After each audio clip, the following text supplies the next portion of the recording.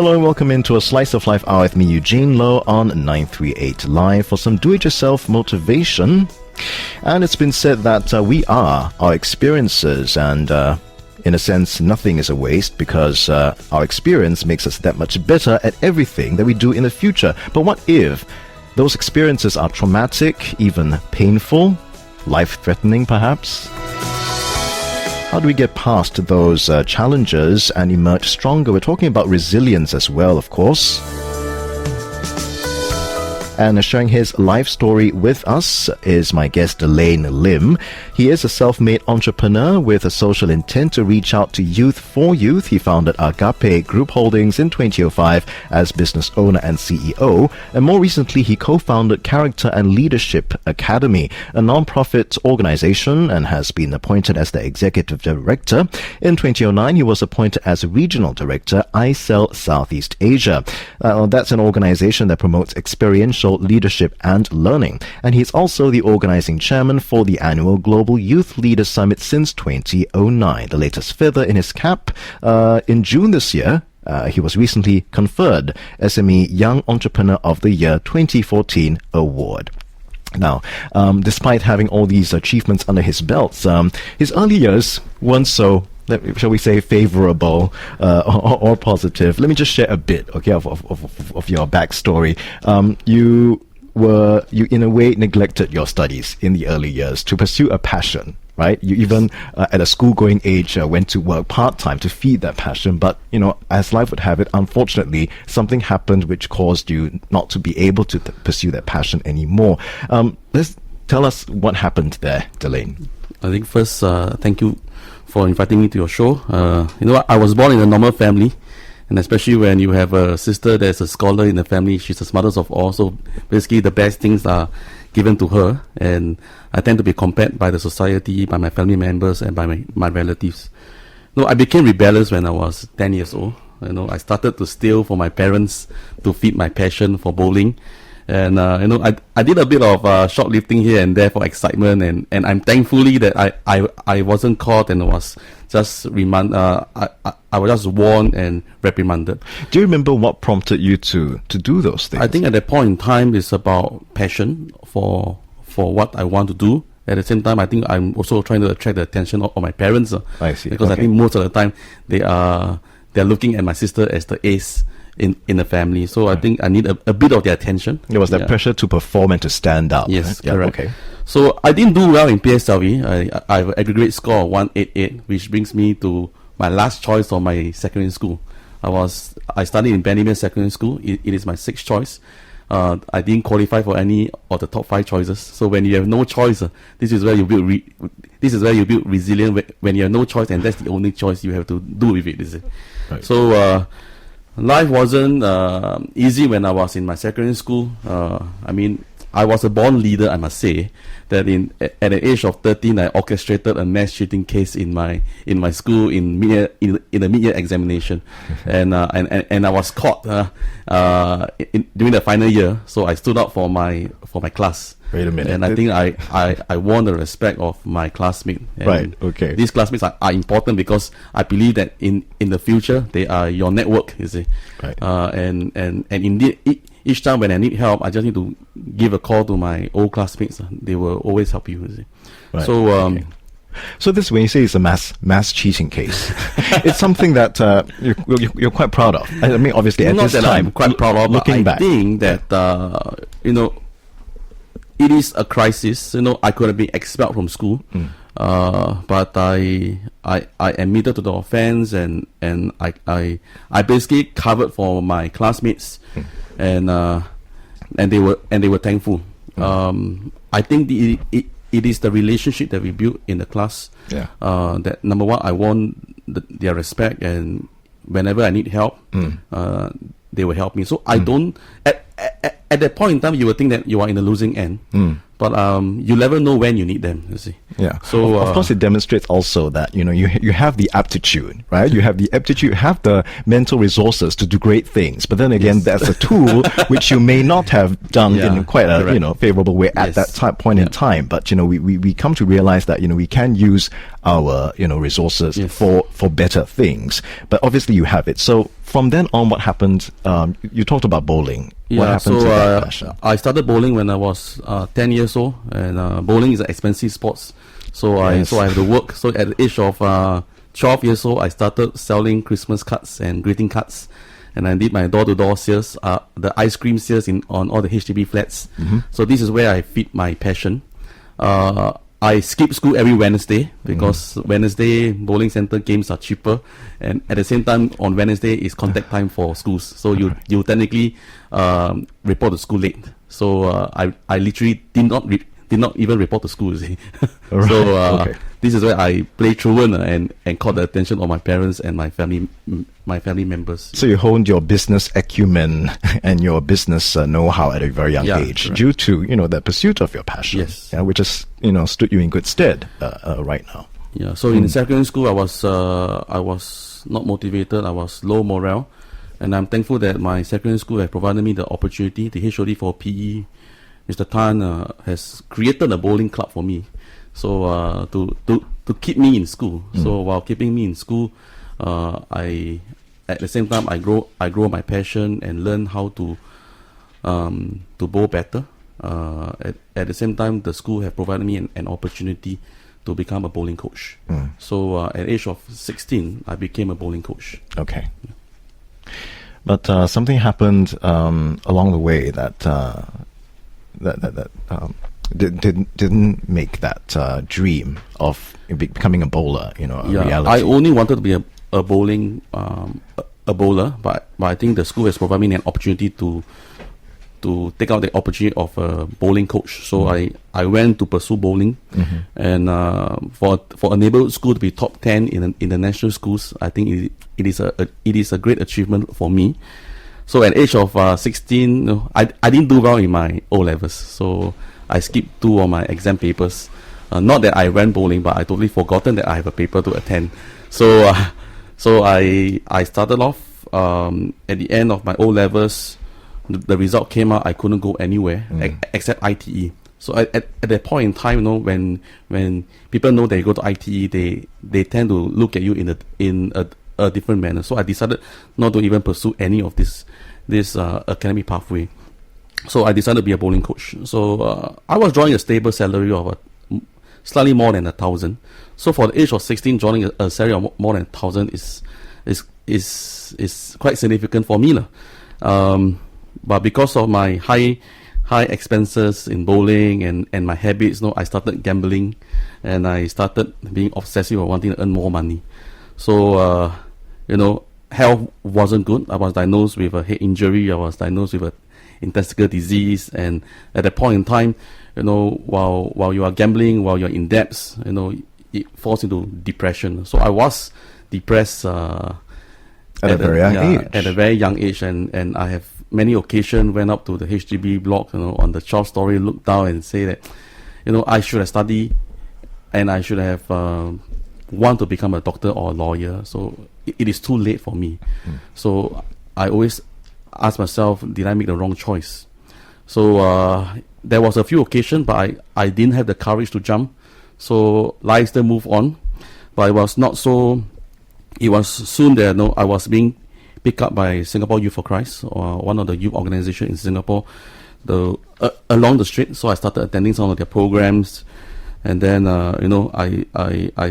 they have tried to bait me in and say that you can use your passion to reach out to young people. So I was given that opportunity, but the catch-21 is that I have to write my support letter and raise my own funds, raise my own salary, which is quite an interesting experience, because number one, I have to write my letter to ask for support. Number two, it also affirms what I do, and telling my donors that what you are donating is for the young people.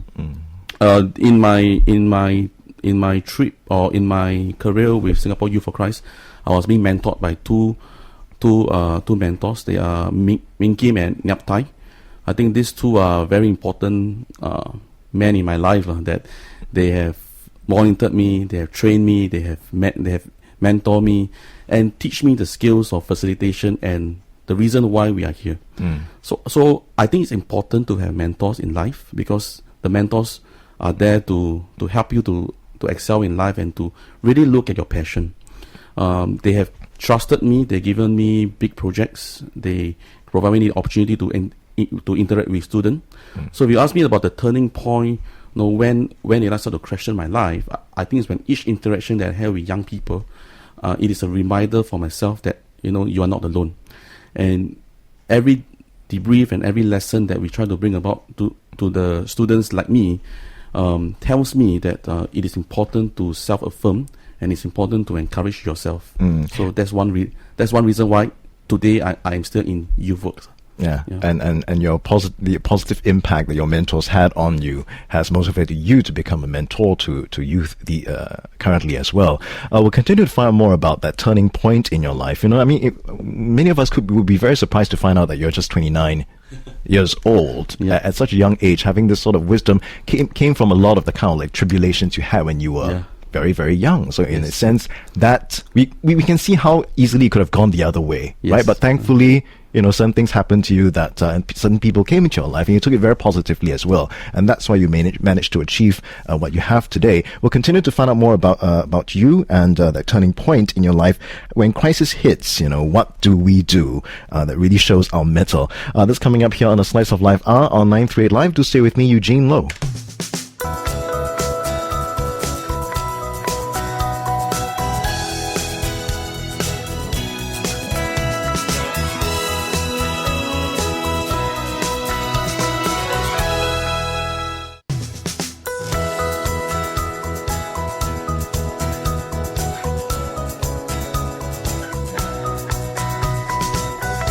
My guest is a self-made entrepreneur with a social intent to reach out to youth for youth. He's Delane Lim.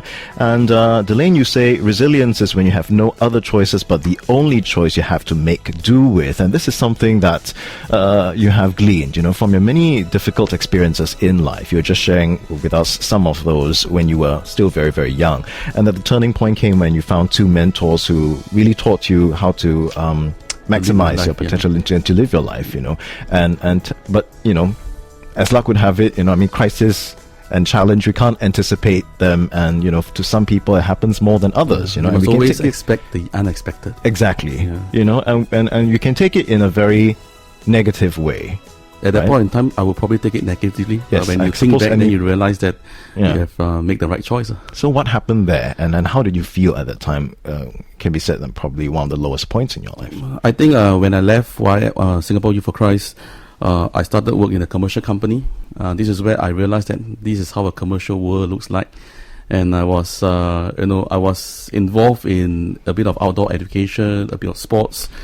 I was working with this company. I should not name the name of the company, but let me tell you, the boss was a monster. When I say monster, it means it's really, really bad. Each time I hit my sales target, he will require me to hit the highest sales target.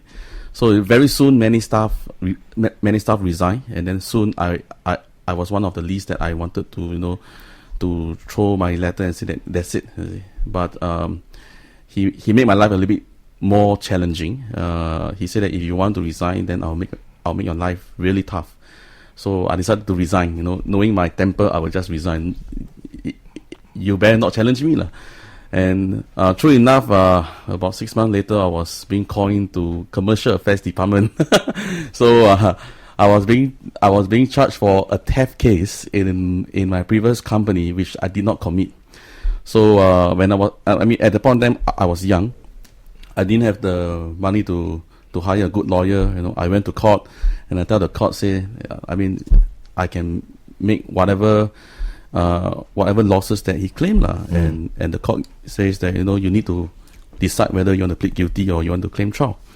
So I decided let's not waste time. Let's just plead guilty, So the judge was quite compassionate. I think she looks at my track record, she looks at what I do, and she just said that, why not I just give you a chance, and I'll put you on a 12 months probation. So I accepted the sentence, and I move on.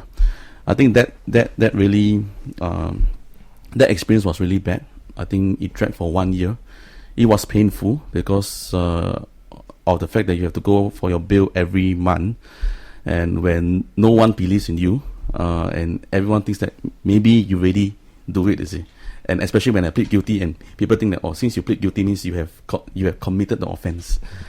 But until now, do I blame that person for filing the charge? I think I must thank that person, because I think without the experience, I wouldn't be stronger than I was, and it also helps me to be more careful in dealing with my future employers. Right, and having worked under someone, a boss like that, obviously you've been through, I suppose, almost a baptism of fire. You've been through so much already. So there's, I suppose, fewer things and fewer people that can really get on your nerves and damage your self-esteem and your worth these days. Telling us more about how experience, even the really negative ones, can help us turn our lives around is my guest today, Delane Lim, who is a self-made entrepreneur with a social intent to reach out to youth for youth. He's the founder of Agape Group Holdings as business owner and CEO back in 2005. We'll continue to chat with Delane in about 15 minutes. That's when Delane will be sharing with us more about how leading yourself well is a success factor in life. And that's very important as well, because yes, we can talk about support, and yes, we should look for support, and people can help us a lot, but ultimately you have to put into action what people have been guiding you to do. So how successful leadership, self-leadership, is the success factor in life. We'll continue to chat with Delane Lim in just a bit here on A Slice of Life Hour with me, Eugene Low, Line 3 Live.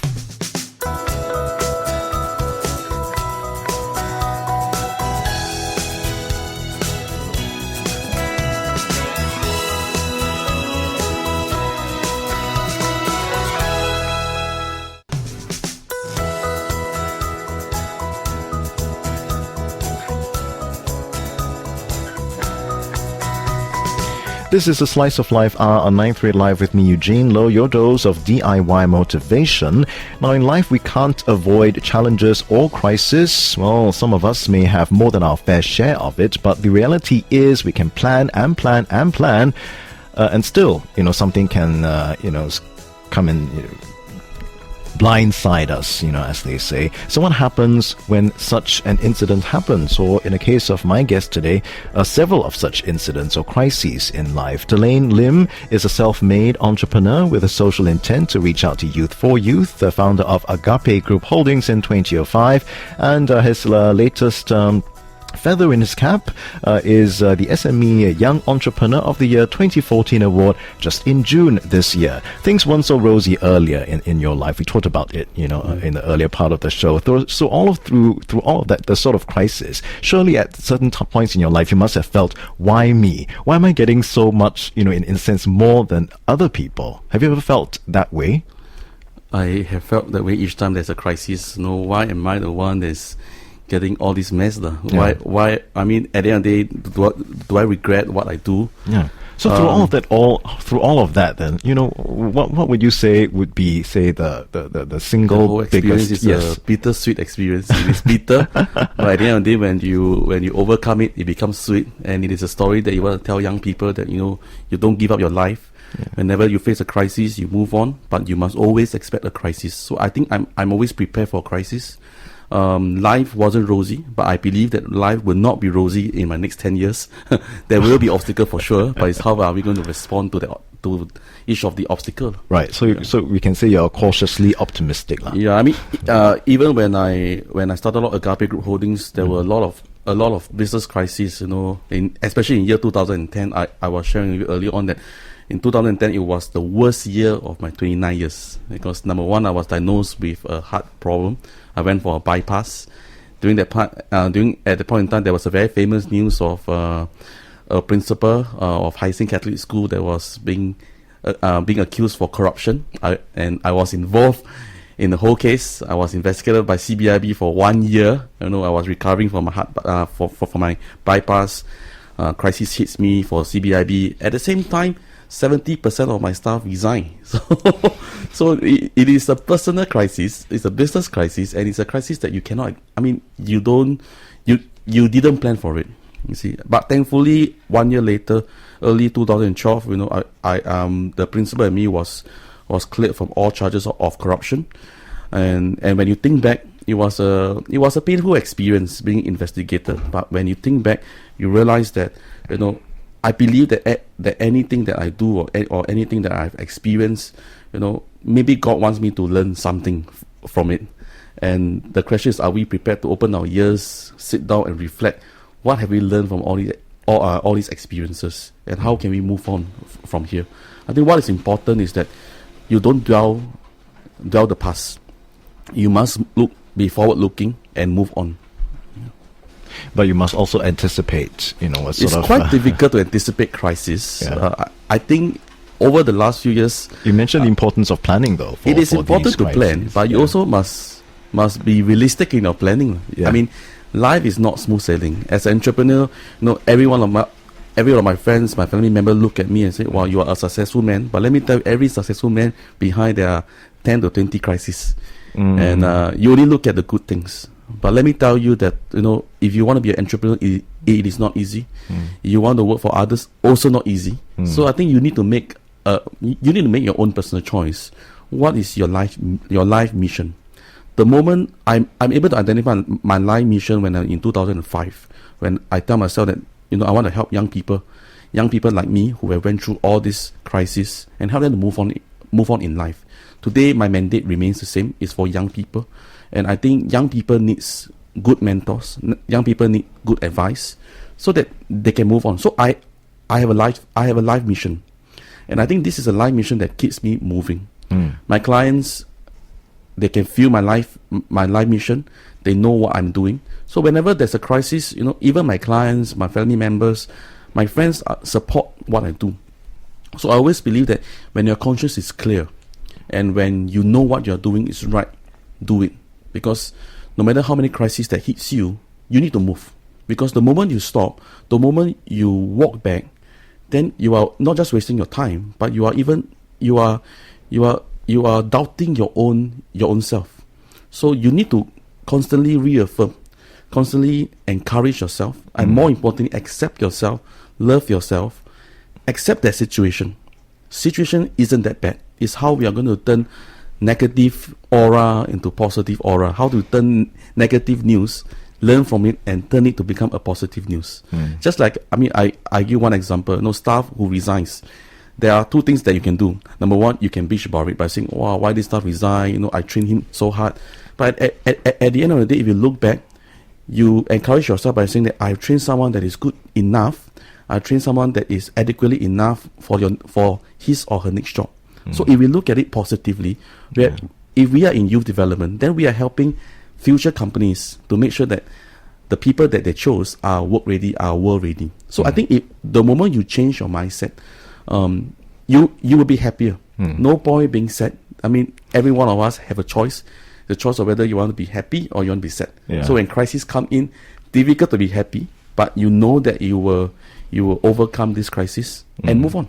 And that's the wonderful thing about, time, right? Because there's nothing in the past that can really spoil your future unless you allow it to. And then the future time is yours to make better. Any Correct. moment in the future you can make better than now. A lot of teachers, a lot of life coaches will tell you that it's important to plan.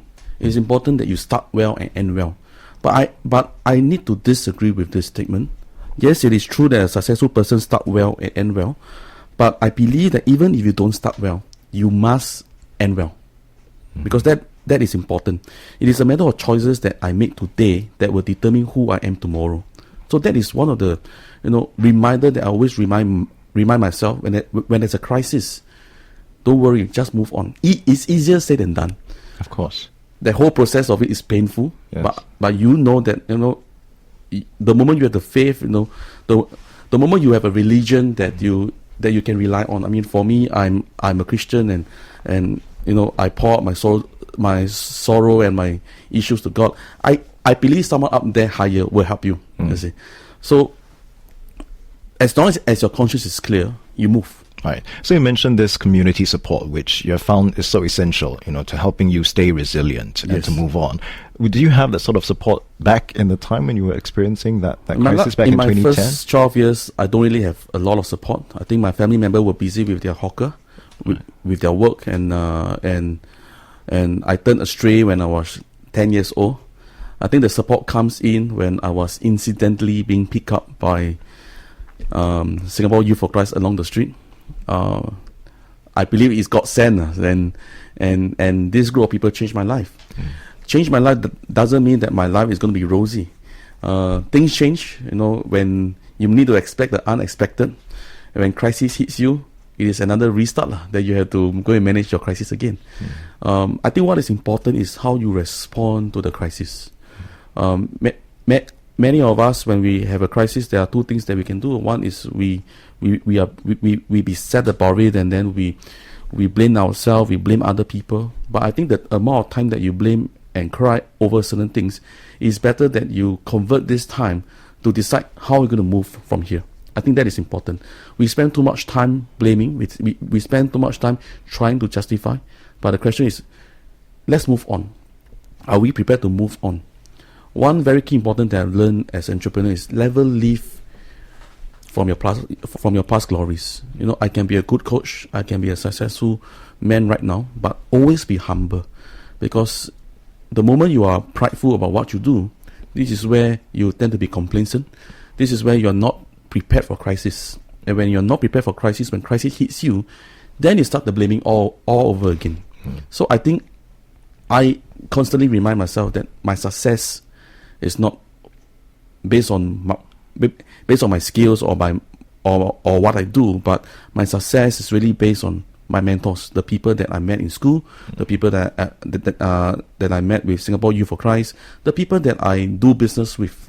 So these obviously your social support, is it? Yeah. So obviously that social support that you've built around you over the years are crucial, to your success. And that is important. Yes. I mean, I always believe that life is like a balloon.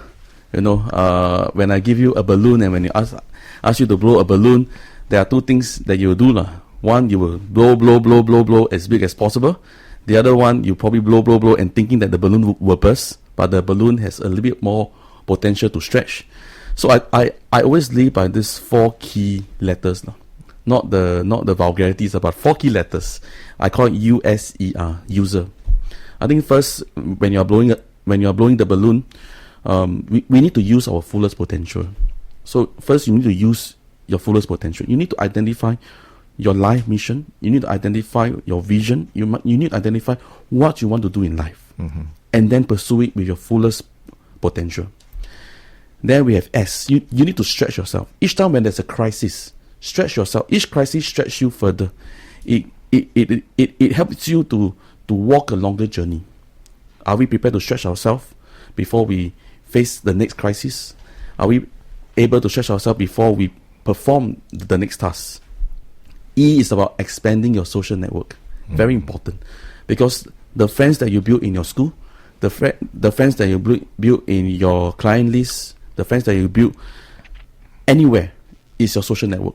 And each time when you need help, each time when you're down, these are the people that you need to rely on. These are people that will affirm what you do.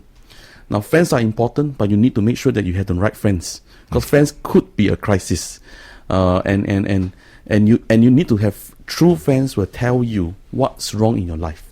You need to have true friends to tell you the ugliest truth, and this is how you grow. And finally, I think we need to be ready for possibility of failure and success. Just like when you're blowing the balloon, you never know when it will burst. So we need to be ready. We need to be ready, and we need to recognize the fact that there will be success, there will be failure, there will be crisis. The question is how we respond. The question is how we move on from here. And some of these thoughts will be going to a book that you're working on at the moment as well. I'm working on a book. It's going to be 30 years of my life. So next year is my 30th birthday, and I'm happy that I'm celebrating with Singapore 50th. So I'm going to talk about the 50 values that I've learned in my 30 years. And the proceeding of the book, we are going to create a fund to help students who are at risk, like me, and hopefully that this fund will create more opportunity for them to know more about themselves and to help them to be prepared for crisis more readily, and hopefully giving them a few tips, a few shortcuts of how you should respond when a crisis happens. Yeah, and we're thankful as well for the crises that you have gone through, so that you can distill the wisdom that you've learned from those challenges into this book for us. So as it's well. never too late to have the intention to end well. You may not start well, but certainly today you can start and you can end well. So as long as you have the life mission, as long as your conscience is clear, as long as you know what you want to do, do it. So do what you mean and mean what you do. If you don't mean it, don't do. And that's as good an end as any here on A Slice of Life. So thank you very much, Delane, for coming in. Delaine Lim is my guest today, a self-made entrepreneur, founder of Agape Group Holdings, and recipient of the SME Young Entrepreneur of the Year 2014 Award. If you have something to share with me on the show, do get in touch via email. It's eugene@mediacorp.com.sg. I'm Eugene Low, and this has been A Slice of Life, our 938 Live. Thank you so much for joining me here today.